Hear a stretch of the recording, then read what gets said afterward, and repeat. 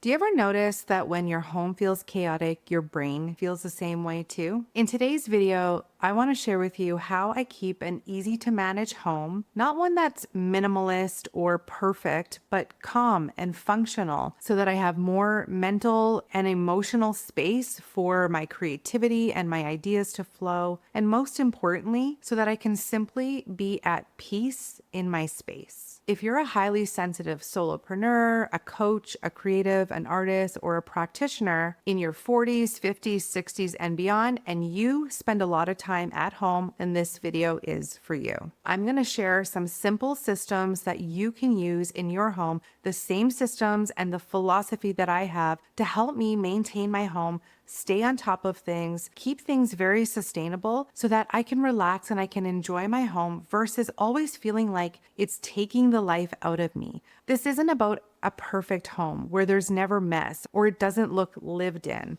That's not the intention of this video. The intention is to help you feel grounded in your space so that you can enjoy your home environment and you can free up more energy and more mental bandwidth so that you can make more space for the things that you love. I want you to feel grounded in your space. I want you to have a sanctuary that you can come home to. If you are spending all of your free time and energy on maintaining your home, keeping up with laundry, putting things away, and it's taking away from things that you would rather be doing, like spending time with your family, serving clients in your business, working on fun, joyful, creative projects, then I have a few easy things that I do day to day to help me stay on top of things so that it's not piling up and I can relax in my home. I can feel safe. I can feel comfortable, which frees up so much space and energy for my creative projects and doing other things in my life that I love.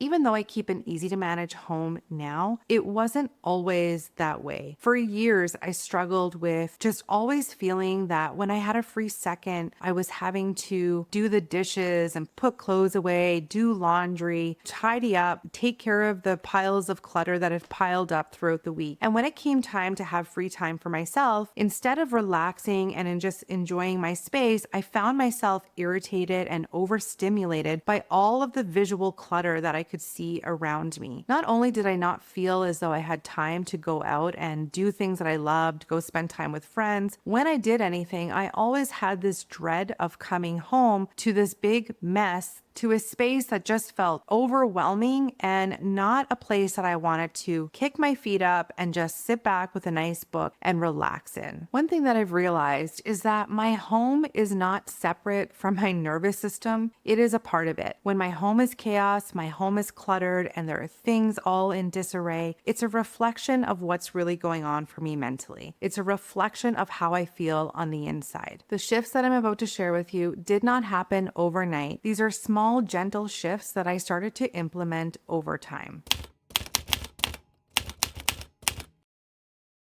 And just a bit of a disclaimer, I live alone with my two children. It is me operating the system. My kids are starting to pick up on some of these habits as well, but of course, nothing is perfect. And their level of clean and clutter is not the same as mine. They have a different standard. They don't care about some of the visual clutter. It bothers me, it doesn't bother them. You might live with somebody in your family who feels the same way. The clutter, they don't see the clutter. Have you lived with somebody and they seem to trip over things and you wonder, why won't you just bend over and pick it up?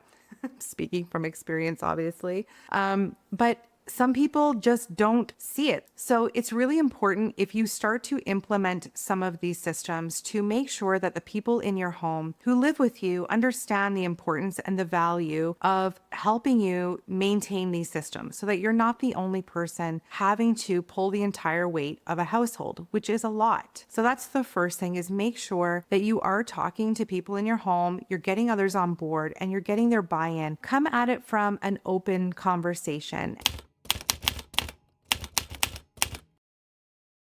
Okay, so before I share with you the simple systems that I do every day to help me have an easy to manage home so that I have more space for creativity and the things that I love in my business, the first thing that you really need to do is you need to declutter first. The systems are not going to matter and they are not going to help you if you are drowning in stuff. If you are starting from square one and you have an entire house to declutter, break it down into smaller areas of your home. Start with a drawer, start with a closet. Find problem areas and work on those areas first so that you can start implementing these systems right away. Some of these systems you can start from the get-go, but in order to keep your home manageable, you can't be drowning in clutter. So be realistic with yourself. If you skip this part, just know that you're always going to be running on that hamster wheel, trying to keep up with the clutter cycle, which feels impossible when you just have too much stuff. So my philosophy when it comes to decluttering is that everything serves a purpose. It can be a practical purpose and it can be the purpose of it just brings you joy and it makes you happy. But it's important that you're not keeping things out of guilt or out of maybe I will use this someday, knowing that you've had it for 10 years and that someday has yet to ever come. If you're really struggling to know if something should be kept or if it should be recycled or thrown away, hold the object, hold it close to your heart and ask yourself, does this make me feel drained or do I feel inspired? You will know in your heart if this is an item that it's probably time to part with. And be careful of piling things up in bins and putting them into storage to sort through later because even the invisible clutter takes up mental space. You can think of clutter as just background noise, just that little buzzing that's always happening in the background that's kind of irritating. You're not really sure why you're bothered or annoyed and you're feeling low on energy, but it's there and it's eating up energy in your brain and in your emotional state too. Remember, simplifying your home means simplifying your mental load, which frees up more space for the creative work that you love.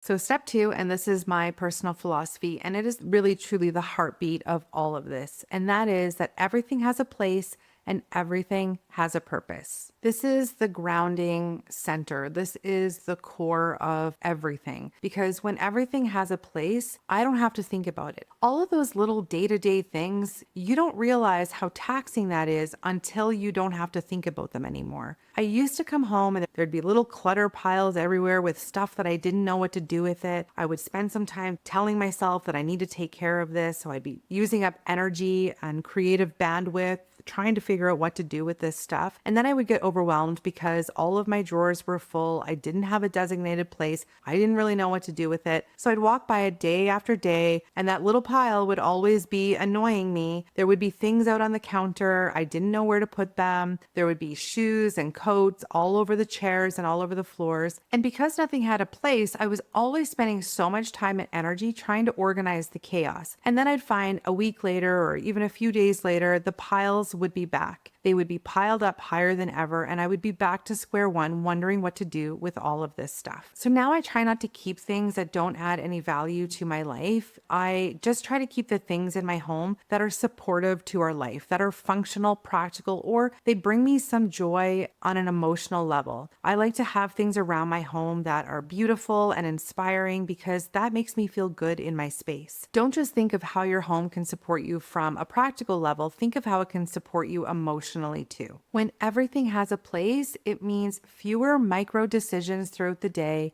It means less visual noise and chaos around your home, and it means more energy for you for the things that matter in your life more.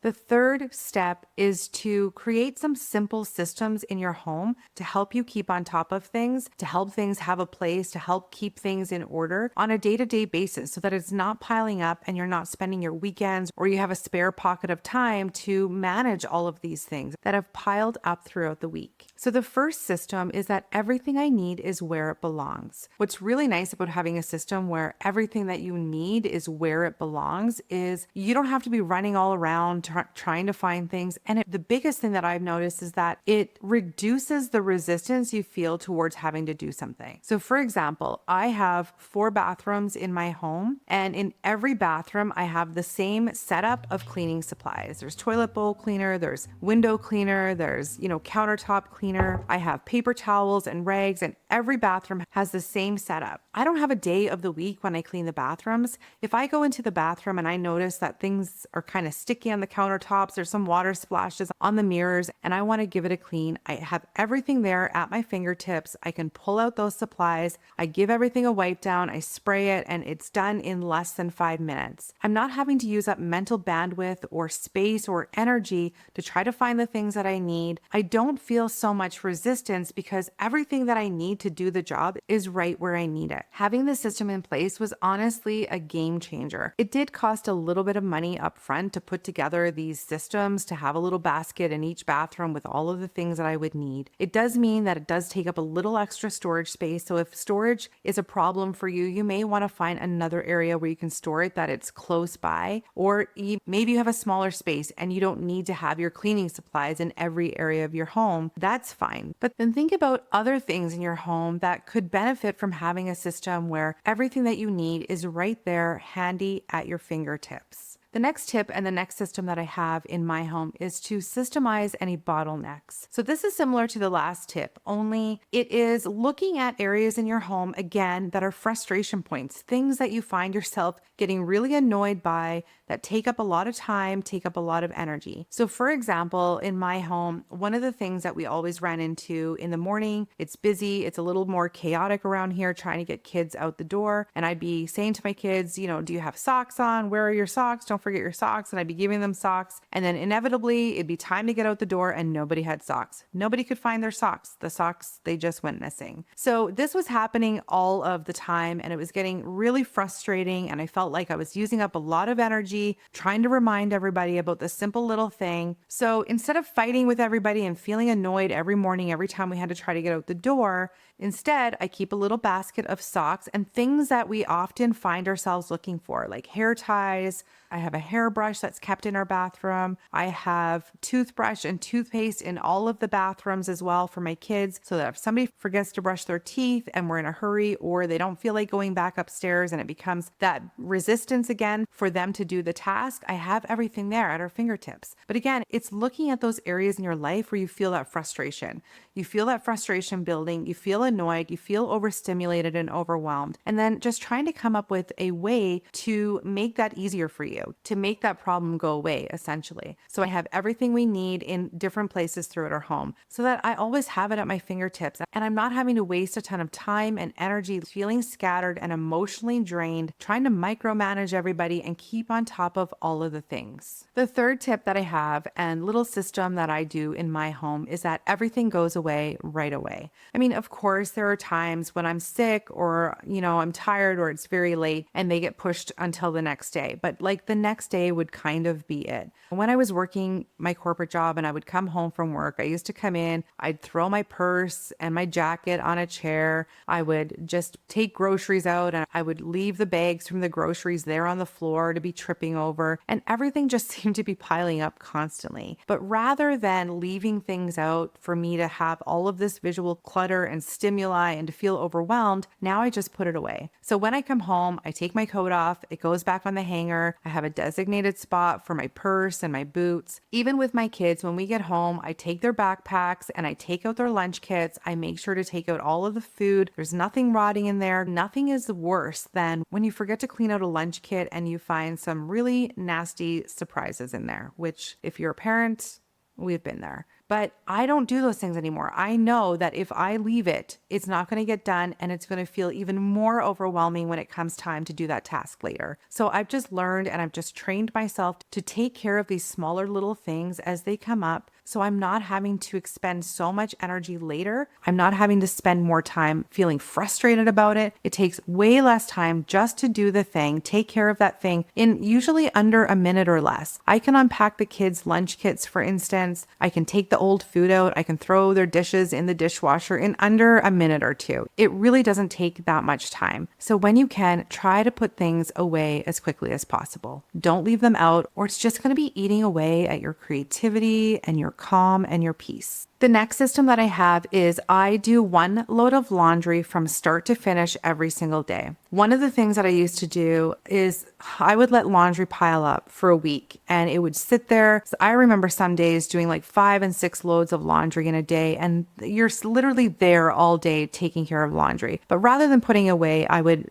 just take it out of the dryer and I would throw it on top of the dryer, and there would be a massive mound of laundry. And it was impossible. Every time I had to walk by it, I felt dread. I felt overwhelmed. I felt just the energy and the life force sucking right out of me. And then when I had to actually put it away, the clothes would often be wrinkled and fuzzy and gross and be covered in lint and dust and everything else. And then I didn't want to wear the clothes. So it was creating an immense amount of work to let laundry pile up. So now what I do is I do one load of laundry per day, start to finish. Usually in the mornings after I get up and I get ready for the day, I'll throw a load of laundry into the washing machine. I'll let it run. And then when I come home, I'll put it in the dryer. And then usually sometime throughout the day, maybe before bed, I will go in, I'll fold it up, I'll hang it, and I'll put it away. When it's just one load of laundry, it's easy and it's manageable to go put it away. It doesn't take long. It takes me less than 5 minutes to hang up a few shirts, fold a few socks, put them in the drawer, and then it's done. I don't have to think about it. I don't have to worry that on the weekends I have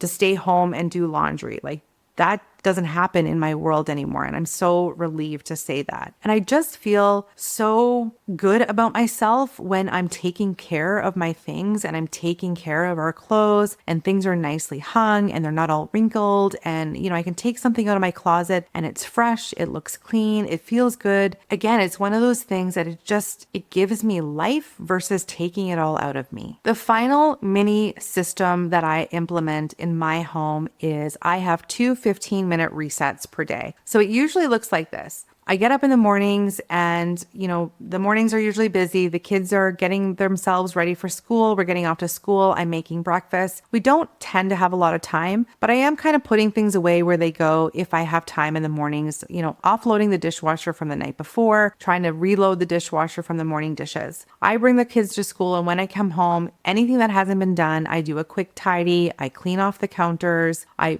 put the blankets back on the couch properly. I put anything away that's been out of place, and I make sure that it goes back to its home. And that takes me 10 or 15 minutes. I usually do a quick vacuum in the morning. We have 2 dogs. There's often lots of dust and things around, little hairballs. So I want to take care of all of that. And then in the evening, I do the same thing. While I'm cooking dinner, I'm keeping on top of the dishes. I usually just have a couple of pots and pans to take care of. Everything else goes in the dishwasher. And then before bed, I will make sure that the dishwasher is loaded. I will run the dishwasher if there's enough there to run a load. And then I do a final tidy of my space, picking up any things that are kind of out of place and just having everything reset so that when I come downstairs in the morning, it's nice. And I usually have some nice relaxing jazz music playing. So when I come downstairs in the morning, it's so lovely to come down to a clean and fresh space. It feels cozy, it feels warm, it's inviting. I'm not having to deal with dishes and all this gross stuff that also is very overstimulating, and dealing with all of that sensory stuff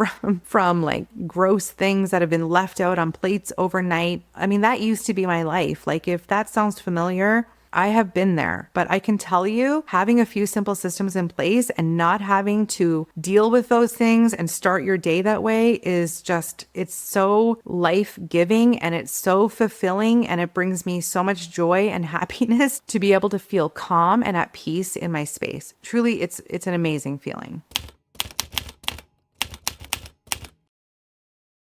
Having a calm and easy to manage home gives me my creativity back. It gives me spaciousness to focus on things that I love in my life. It gives me the time to be able to sit and relax and do that without any guilt, without feeling like I should be doing other things. I can sit with my family and be fully present without feeling irritated and agitated by all the visual clutter and the mess that surrounds me. And it just adds so much value to my life to be able to maintain a home and to have spaciousness in my life and to have the energy that supports my creativity, that supports my business, that supports my family, that teaches my kids good habits, that, just makes everybody all around feel really good in their space. I love that I can just pick up my camera at any time and create content, not have to feel overwhelmed by all of the mess or trying to find a little clear corner so that I can record without feeling like stressed. Like, I don't have to worry about that anymore. And again, it is so important to realize that this is not about perfection. It is not that you're never going to come to my home and see a mess, that you're never going to see piles of projects that we're working on that are left out, but your home should reflect the things you love. Your home should look lived in. It really comes down to having a space that supports you energetically, that supports you emotionally, that supports you functionally and practically in your life,